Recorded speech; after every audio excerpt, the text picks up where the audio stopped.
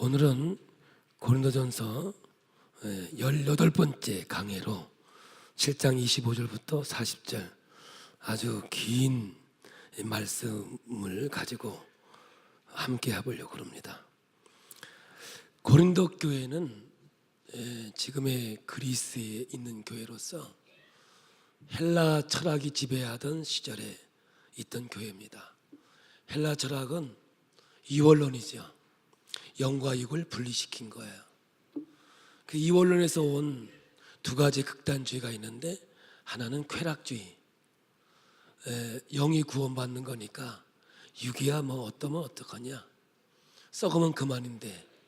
그래서 우리가 살펴봤듯이 아비의 어머니를 범하고도 자랑스러워하고 또 교회에서 용납하고, 이러한 있을 수 없는 일들이 고린도 교회에서 일어나게 되고, 또한 아주 극단주의 중에 하나 중에가 금욕주의. 그래서 몸은 더러운 거니까 육체를 위해 살면 안 된다.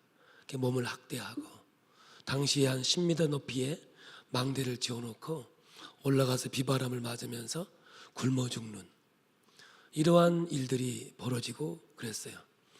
그래서 우리가 6장과 7장을 거쳐오면서 이제 한 여자가 안 믿는 남자와 사는 것이 거룩하지 않는 거 아니냐, 부정이 생기느니 아예 갈라서서 살아가는 것이 신앙을 지키는데 더 좋지 않겠느냐, 이런 질문에 사도 바울은 거룩이 부정을 이긴다. 빛이 어둠을 내어 쫓듯이 그 거룩한 그리스도의 삶이 언젠가는 남편이나 아내를 변화시켜서 예수 믿고 구원받는 자가 되지 않겠느냐, 그러면서 더 믿음의 아름다운 역사를 가지고 독려했던 말씀을 봅니다. 오늘 질문은 뭐냐 하면, 처녀가 사도 바울에게 결혼해야 됩니까 말아야 됩니까 라는 질문에 대한 사도 바울의 대답이 되는 겁니다. 그래서 여러분, 문자주의가 얼마나 무서우냐 하면, 오늘 문자만 가지고 생각해 보면 결혼 안 하는 것이 더 좋다. 그래서 독신주의로 살아가는 사람들이 때로는 있다, 그 말입니다. 오늘 사도 바울은 뭐냐 하면, 결혼하지 말라가 아니라 그 믿는 자들에게 하나님 말씀을 전하고 싶은 그 핵심 주제가 이 말씀 안에서 섞여 있다는 것이죠. 처녀는 결혼해야 됩니까 말아야 됩니까? 이 질문에, 여러분, 성경은 창세기부터 하나님이 혼자 사는 것이 좋지 않아서 하와를 만들고 한 가정을 만들어요. 그래서 성경은 뭐라고 그러냐면, 한 남자와 한 여자가 부모를 떠나서 한 가정을 이루는 것이 성경적인 기본적인 틀이죠. 그런데 바울은 26절 후반부에 보시면, 사람이 그냥 지내는 것이 좋으니라, 이렇게 처녀로 지내는 것이 더 좋다라고 말씀을 기록하고 있어요. 그러면서 독신으로 지내는 것이 훨씬 편하고 매이지 않고 자유롭고 좋다고 주장하는 듯이 들리기도 해요. 그래서 38절에는 그러므로 결혼하는 자도 잘하거니와 결혼하지 아니하는 자는 더 잘하는 것이니라, 이렇게 말씀하고 있는 것이거든요. 근데 오늘 이 본문의 말씀은 이 시대에 살아가는 모든 사람에게 주는 말씀이라기보다는 그 당시 고린도 교회에 주시는 말씀이고, 당시의 컨텍스트 상황을 고려해서 주시는 말씀이라고 볼 수 있는 것이죠. 그래서 이 말씀을 줄 때는 7장 25절에 처녀에 대하여는 내가 주께 받은 계명이 없다.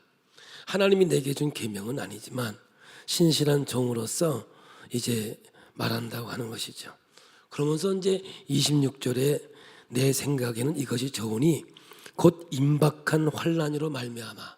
그냥 사도 바울은 어떤 생각을 하고 있냐면, 앞으로 임박할 환난이 있는데 이 환난을 두고 이제 이 말씀을 전하게 되는 것을 보게 되죠. 이 당시에 큰 두 가지의 환난을 우리가 생각할 수 있었는데, 그 첫 번째는 뭐냐면, 이제 15년이 지난 다음에 로마가 이스라엘을 침공해서 완전히 성전도 돌 위에 돌이 남지 않는 초토화되는 상황이 생기지요.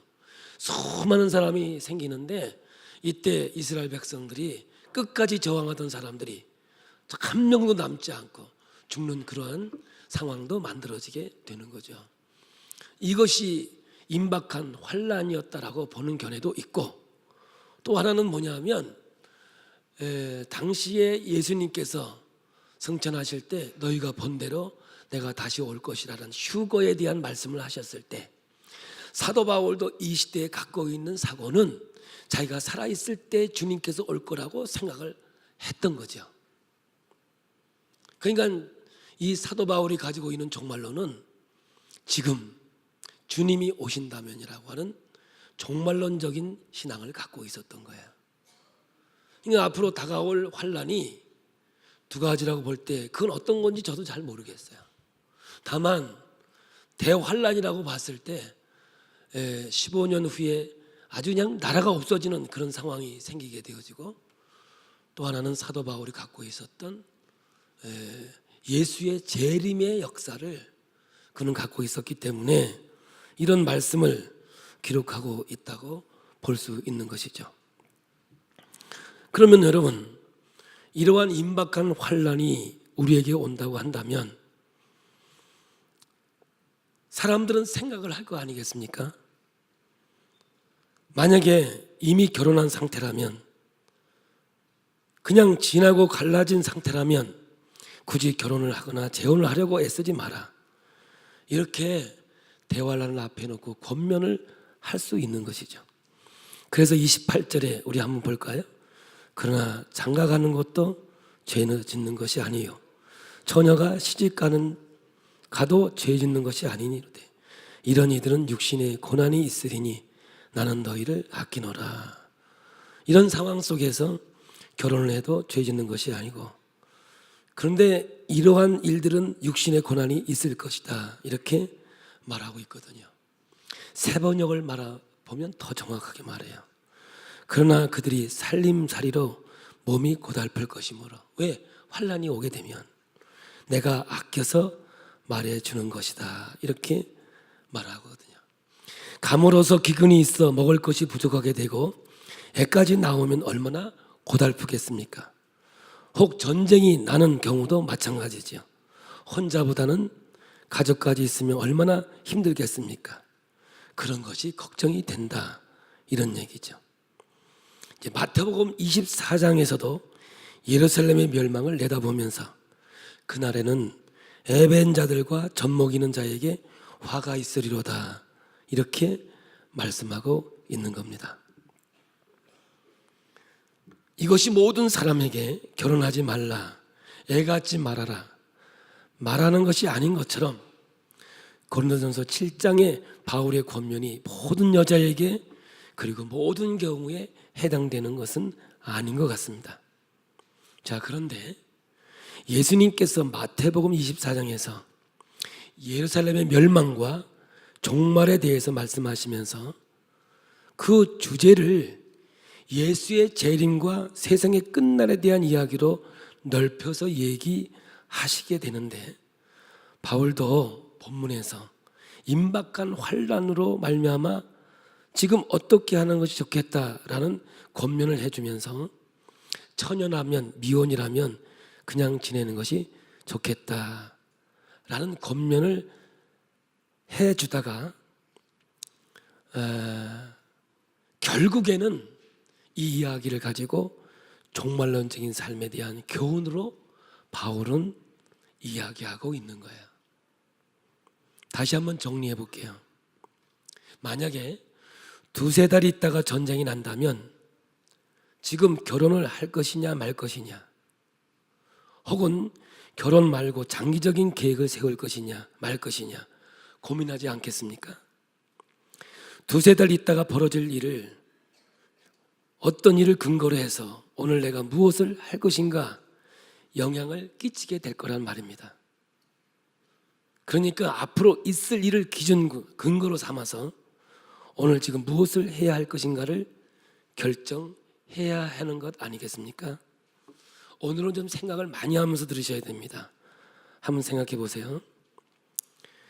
특히 기독교인들은 언젠가 예수님께서 이 땅 위에 재림할 것을 다 알고 믿고 있거든요. 기독교인이 꼭 가지고 있는 교리라고 하는 것은 우리가 목숨을 걸고 믿고 있는 중요한 말씀인데, 그것은 뭐냐면 내가 혹 살아 생전에 주님이 오시지 않더라도 우리 모두가 죽어서 하나님의 심판대에 설 것이다. 그러니까 우리 모두에게는 마지막 종말이 기다리고 있다. 기독교인들이라고 하면 이 종말론적인 삶을 살아가야 된다는 말을 자주 표현하고 그렇게 또 믿고 따라가고 있는 거죠. 다시 한번 더 깊이 얘기한다면 이 세상은 지나간다는 거죠. 언젠가는 내가 이 땅에서 죽어 천국을 가든지 아니면 살아있는 동안에 주님께서 재림하셔서 하늘나라가 완성될 것을 성경은 말하고 있는 거예요. 그래서 오늘 여기에 앉아있는 저와 여러분 모두가 예수의 재림의 날을 기준으로 오늘을 어떻게 살아야 할지를 결정하는 사람들, 예수님께서 이 땅에 다시 오셔서 완전한 하나님의 나라의 기준과 가치로 이 세상을 다스리게 될 그날을 근거로 오늘 나의 모습이, 오늘 나의 삶이 어떠해야 하는가를 끊임없이 고민하고 그것에 우리가 맞추어 가는 사람들, 이것이 종말론적인 삶을 살아가는 사람들의 모습이고, 진짜 그리스도인이라고 한다면 이 신앙을 가지고 오늘 그리스도의 말씀에 순종하며 하늘나라에 합당한 자의 삶을 살아가야 한다는 이야기가 오늘 말씀의 주제로 떠오르게 되는 것이죠. 그뿐 아니라 제가 여러분에게 이 강의할 때마다 사도 바울의 희망은 하늘나라는 이미 왔다는 거죠. 예수님도 이 땅에 천국이 왔다고 말씀해요. 그런데 어떻게 왔느냐? 완전히 다 온 것이 아니라 밭에 묻힌 보화처럼 왔고, 가루 섬 아래에 있는 누룩처럼 왔고, 그리고 겨자씨처럼 왔다는 거예요. 그러니까 이미 왔지만, 그러나 아직 완성되지 않은 하나님의 나라의 틀을 가지고 있는 것이죠. 언젠가 예수님께서 재림하실 때 완벽하고도 완전한 하나님의 나라, 이것이 이미 예수님을 믿고 구원받은 우리에게 도래되어졌고 앞으로 이루어질 것이라고 성경은 말하고 있는 거예요. 그러니까 우리는 이미 하나님의 통치를 받고 있는 하나님의 나라의 백성이라는 것이죠. 그러나 아직은 이루어지지 않았지만 언젠가 예수님께서 이 땅에 재림하셔서 완벽하게 그 하늘나라, 하나님의 통치가 이루어지는 날을 만들어 갈 것이라고 성경은 우리에게 말하고 있는 거거든요. 그래서 바울의 기독교의 정체성이라고 이해는 어떠하냐면 이미 우리는 천국에 속한 사람이라는 거죠. 이미 하나님의 나라의 백성이라는 것이죠. 그러나 아직 이 땅에 발딛고 살아야 할 사람, 이렇게 이해하면서 신앙을 펼쳐갔던 사람이 사도 바울이죠. 예수님도요, 요한복음 17장에 똑같은 이야기를 하셨는데 표현은 약간 달리 하셨어요. 뭐라고 하셨냐면 제자들에게 하신 말씀이 너희들은 세상에 살아가지만 세상에 속한 자가 아니라는 거예요. 다시 한번 표현할까요? 너희는 이 세상에 살아가지만 너희는 하늘나라에 속한 사람이라고 말씀하고 있는 것이죠. 그러니까 저와 오늘 여러분은 이 땅에 살아가지만 분명한 것은 하나님의 백성이요 시민권을 가진 자요 하늘나라에 속한 백성이라는 것이죠. 그럼 무엇입니까? 하나님 나라에 속한 사람이라면 세상 안에 있지만 세상을 근거로 살아가는 사람들은 아니다, 이렇게 말하고 있는 것이죠. 땅에서 살아가지만 땅에 속하지 않고 하늘에 속한 사람이라고 성경은 말하고 있는 거예요. 그러면 한번 생각해 보세요. 하늘에 속한 백성들이 있기 때문에 예수님의 재림 후 이루어질 하나님의 나라, 천국의 삶을 지금 이 땅 위에서 살아가야 되는 것 아니겠느냐, 그 말이죠. 다시 말하면 저금 통장에 돈이 1,000만 원이 있다면 그 한도 안에서 내가 마음껏 꺼내 쓸 수 있지 않느냐, 그 말이죠. 그러면 지금 이미 이 땅에 도래된 하나님의 나라, 우리는 그 하늘에 속한 백성이라면 하나님의 통치, 천국의 기쁨을 지금 이 땅 위에 누리고 살아야 되는 것이 아니냐. 할렐루야. 그 하나님의 나라의 가치를 이 땅 위에 실현하며 살아야 되는 거 아니냐, 그 말이거든요. 그러니까 이 세상에서는 현실을 무시할 수 없는 것이죠. 두 가지가 다 공존하고 있는 거예요. 하지만 궁극적으로 우리의 기준과 가치는 천국의 삶의 모습이어야 한다는 거죠. 여러분, 거기까지는 여러분 동의하시지요? 그럼 이제 이 질문이 나와요. 그러면 천국에서의 삶은 어떤 것인가 생각해 보아야죠. 왜냐? 이 땅 위에서 천국을 갖다 써야 되는 것이 우리들의 삶이라고 한다면 지금 살아가는 모습 속에서 과연 천국은 뭐냐? 하나님의 나라가 되었을 때 이루어질 모습, 하나님의 나라에서는 어떻게 살아갈 수 있는가? 이제 첫 번째 질문이 나오는 거예요. 그게 뭐예요? 천국 가서 천국에서는 장가가고 시집가는 일이 있겠는가? 한번 여러분 물어볼게요. 우리가 천국 가면 시집가고 장가갈까요? 아니요. 아니지요? 뭘 근거로 얘기하세요? 성경이 근거되어야 되니까 한번 성경을 눈 크게 뜨고 한번 읽어보겠습니다. 누가복음 20장 34절입니다. 시작.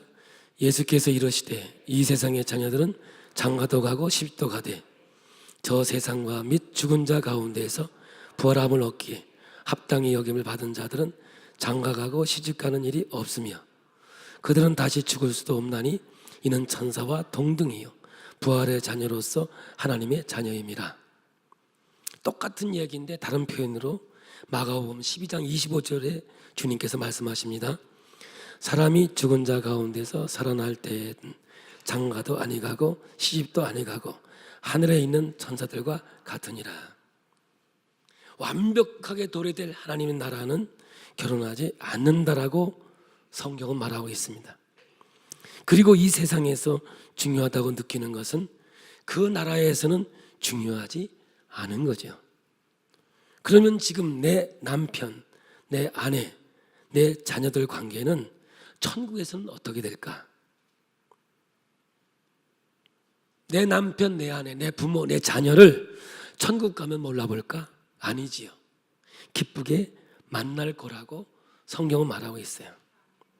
그러나 천국에서는 내가 누구의 남편으로, 내가 누구의 아버지로 불려지지는 않을 거라는 것이죠. 그 관계가 사라진다는 것이죠. 가족이라는 제도, 가족이라는 틀이 하나님 나라에서는 유효하지는 않는다는 거죠. 이 말에 실망하시는 분들도 계실 것이고 또 아주 좋아하시는 분들도 계시리라 생각이 됩니다. 천국에서는 저 사람의 아내로, 저 사람의 자녀로, 저 사람의 자녀로, 부모로 존재하지는 않는다는 것이죠. 다만 성경이 얘기하고 있는 것은 나와 함께 예수 그리스도와 함께 형제로서, 자매로서의 관계가 유지될 것을 성경은 말하고 있는 거죠. 나와 내 아내는 천국에서 부부관계로 계속 지내는 것이 아니라 예수 안에서 함께한 하나님의 형제 자매의 관계로 지나게 된다는 것이죠. 그리고 이 땅 위에서 부부로 지낼 때 그래서 보다 아끼고 사랑해주고 존중해주는 그런 상호 사랑의 관계가 될 것이라고 성경은 말하고 있는 거예요. 우리가 조금 전에 본 누가복음 20장과 마가복음 12장이 어떤 관계냐면 부활을 믿지 않는 사두개인들이 예수님을 골탕 먹이려고 질문한 것에 대한 대답이시죠. 구약의 법에 의하면 한 부부가 있었어요. 그 집에 한 형제가 7이 있었거든요. 근데 큰아들이 장가들었는데 큰아들이 죽었어요. 그런 율법에 의하면 둘째 아들이 장가를 들어야 돼요. 후손이 없으면. 근데 둘째 아들이 죽었어요. 그럼 셋째 아들이 죽었어요. 어떻게 되냐면 7명이 결혼할 때까지 자식이 하나도 없어요. 그래서 7명을 다 남편으로 삼았어요. 이 여자가. 그래서 다 죽었어요. 천국에서 만났는데 이 여자는 도대체 진짜 남편은 누구냐? 이 질문을 예수님에게 한 거예요. 그러니까 예수님께서 하신 말씀이 뭐냐? 일단 질문이 유치한 것이고, 또 하나는 뭐냐면 너희가 천국에 대해서 너무나 오해하고 있구나.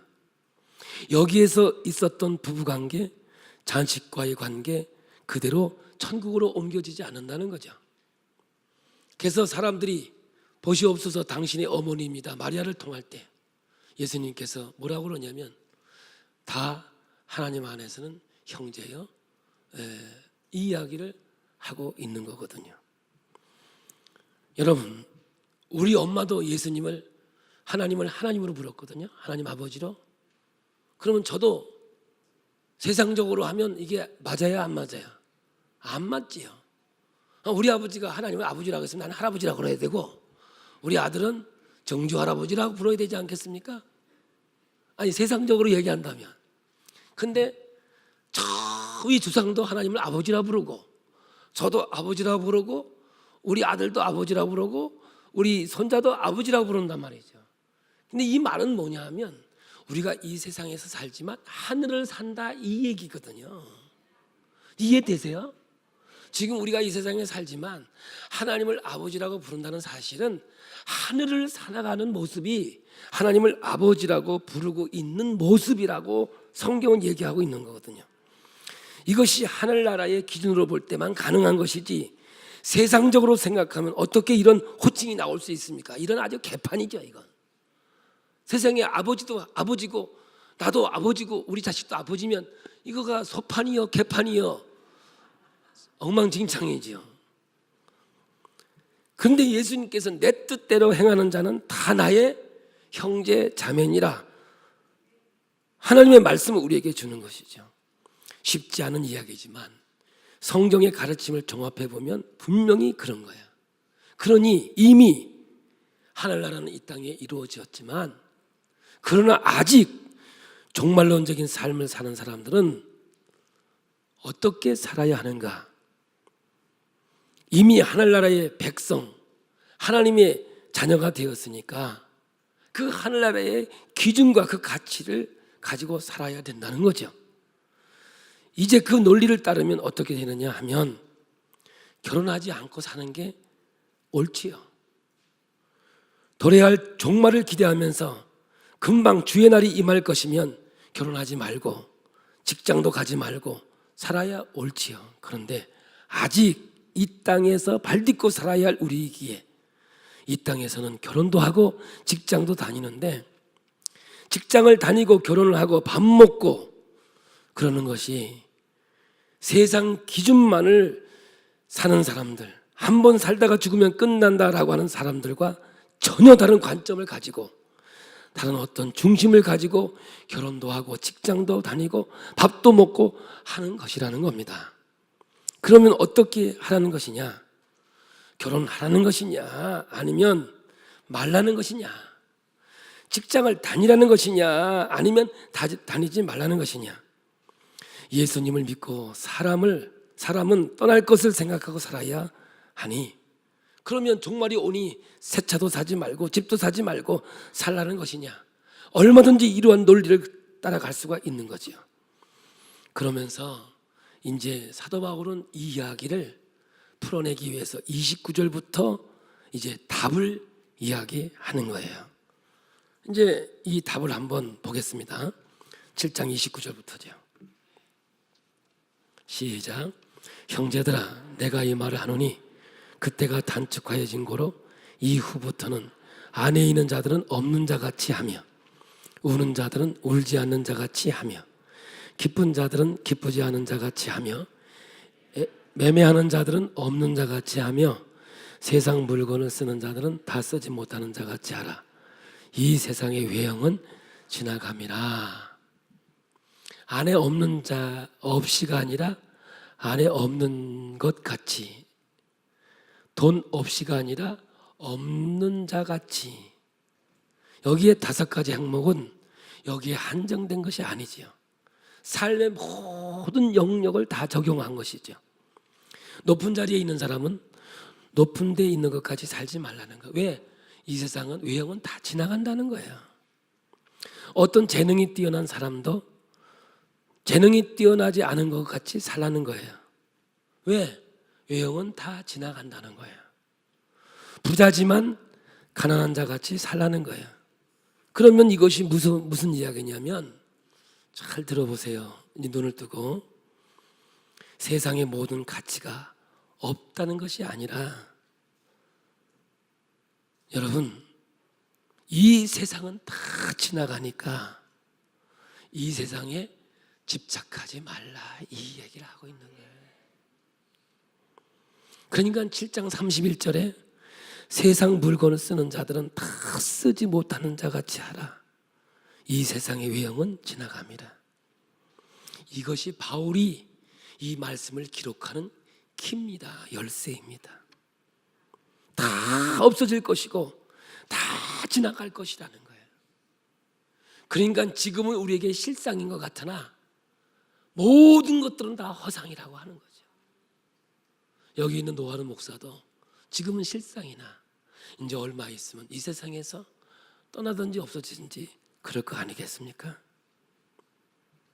여러분, 지금 사도 바울은 허무주의를 얘기하는 게 아니에요. 이 땅에 그것은 가치가 없다, 그런 거 아니에요. 그러니까 세상을 도피해서 산으로 올라가 살아라, 그런 거 아니에요.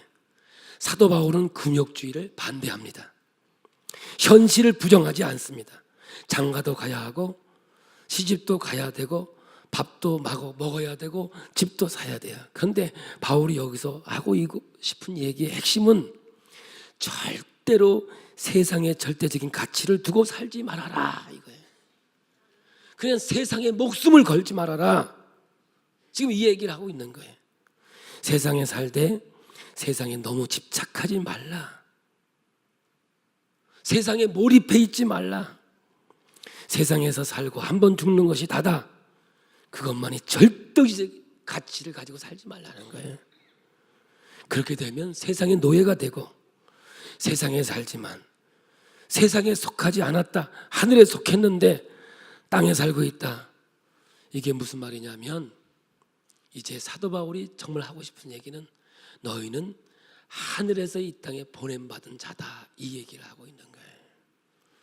그러므로 여러분, 하나님이 우리를 이 땅에 보낼 때는 놀라운 계획이 있다. 사형리 중에 1원리가 너희는 이 땅에 하나님의 놀라운 계획을 가지고 왔다는 것이죠.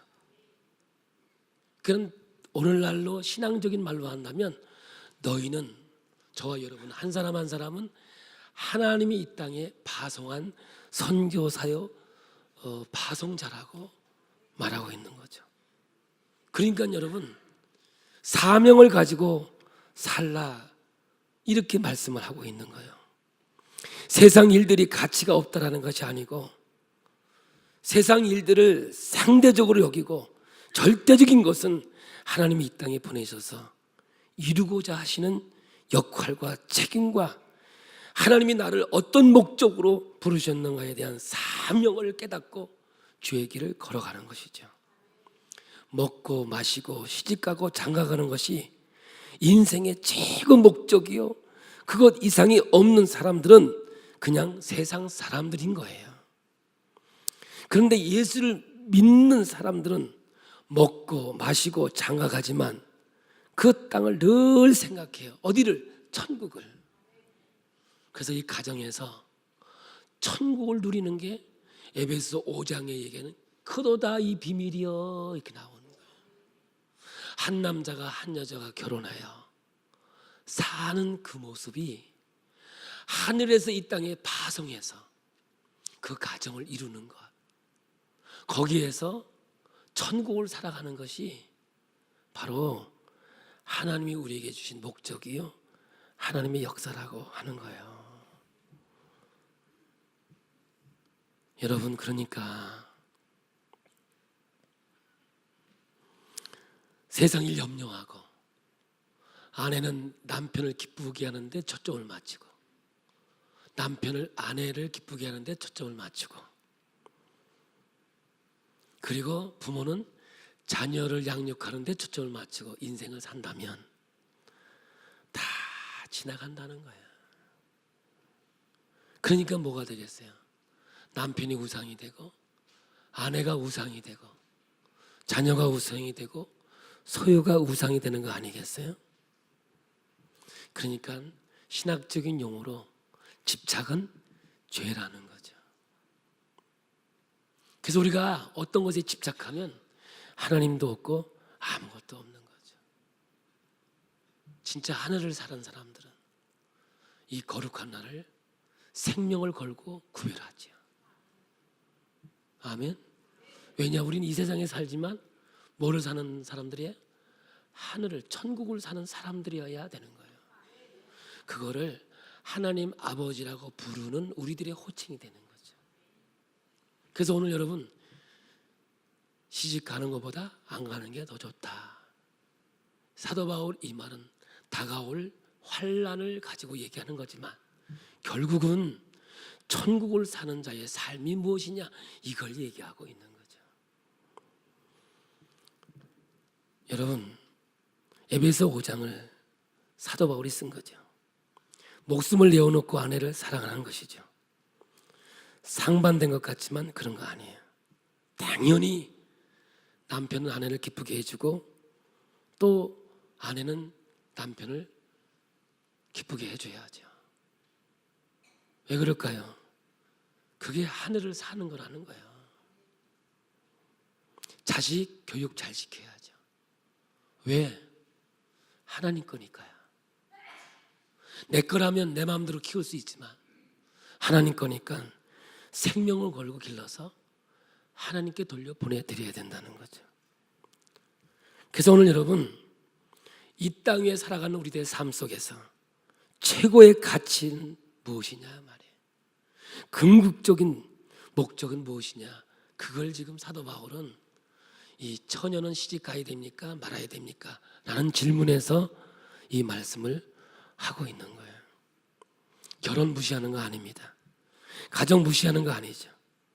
가정은 이 세상에서 그리스도와 교회와 신랑과 신부된 것을 보여주는 유일한 제도가 결혼이라는 제도예요. 한 남자가 한 여자가 한 몸을 이룰지라, 이것이 삼위일체 하나님을 이 세상에서 다른 어떤 것도 그 신비를 엿볼 수 없는 정말 하나님의 연합체라고 성경은 우리에게 보여주고 있고 그 비밀을 말하고 있는 것이죠.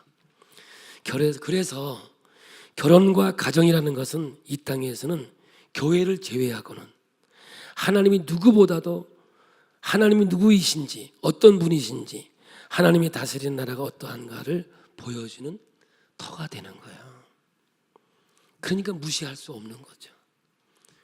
그러니 여러분, 그런 결혼 제도마저도 절대적이지 않다라고 말하는 것은 자식도 아내도 남편도 결국에는 하나님의 나라의 관점에서는 형제요 자매라는 것이지요. 우리는 그 훈련을 이 땅 위에서 해야 된다는 거죠. 그러므로 오늘 여러분, 예수 안에서 한 형제로 한 자매로 바라보게 된다면 함부로 할 수 없는 거예요. 남편이 아내를 구박할 수 있는 게 아니고 아내가 남편을 무시할 수 있는 게 아니에요. 그러니까 결국 하나님의 관점에서 볼 때 아내는 남편을 주를 섬기듯 섬기는 게 사명이고 남편은 아내를 주를 사랑하듯 섬기듯 하는 것이 사명이 되는 거죠. 지금 사도 바울 이 얘기하고 싶은 거거든요. 지금 우리는 현 시대를 초월한 자의 삶을 살아가는 거예요. 다시 한번 얘기해 볼게요. 우린 이 세상을 살지만 하늘을 사는 사람이라고요. 그 증거가 뭐냐면 하나님을 아버지라고 부르는 거라니까요. 그래서 이 땅에서는 남편이 있고 아내가 있지만 자녀가 있지만 그 나라가 완전히 도래되면 형제 자매만 성립이 된다고 말이에요. 그러면 그 나라를 가지고 이 땅에 와서 한 가정을 살아갈 때 한 남편과 한 아내가 있더라도 한 형제와 자매라고 하는 하늘의 세계를 가지고 와 산다면 여러분 그리스도의 마음을 품고 그리스도의 마음을 가지고 섬기고 사랑하는 자가 될 수밖에 없지 않느냐 이 얘기를 하는 거예요. 어려운 얘기인데 힘든 얘기인데 오늘 여러분들이 좀 깨닫기를 바랍니다. 명절 때 싸우지 말라고. 모이면 싸우는 거나. 우리 집은 구남매요. 안 모이는 게 은혜예요. 명절 때마다 안 싸우고 가는 날이 없었어. 그런데 제가 처음 예수 믿었거든요. 그러다 우리 집안이 예수 믿으니까 싸움이 없어졌어요. 왜냐? 하늘을 살아가는 것 같아요. 네. 그러니까 오늘 여러분 어려운 얘기 같지만 쉬운 얘기예요. 진짜 그리스도인은 이 땅에 살지만 하늘에 속한 자라니까. 그런데 하늘나라에서 우리를 이 땅에 파송해버린 거예요. 보냄받은 거죠. 어떻게 한 형제와 한 자매가 그리스도의 사랑으로 아름다운 삶을 이 땅에 살 것을 이야기하는 거예요. 왜냐? 그것이 어디로 연결되어 가요? 하늘로 연결되어 가는 거예요. 그래서 그 나라는 한 남편, 한 아내가 있는 게 아니고 형제와 자매가 있을 뿐이야. 그래서 이 땅 위에서 한 형제를 사랑하되 주님을 사랑하듯 사랑하고 또 한 남편을 섬기되 그리스도를 섬기듯이 섬기는 것이 오늘 처녀가 결혼해야 되냐 말아야 되느냐 이걸 가지고 사도 바울이 이 말씀을 펼쳐가는 것이죠. 결국 이 땅 위에서 하늘나라의 관점으로 볼 수만 있다면 아니 이 땅 위에서 천국의 삶을 살아갈 수만 있다면 그것이 얼마나 기쁘고 행복하고 아름다운 일이겠느냐 이 말입니다. 이 말씀을 가지고 이제 결론으로 가보겠습니다. 이 세상은 남편과 아내와 자녀가 존재합니다. 그래서 이 세상 법으로 살아가죠.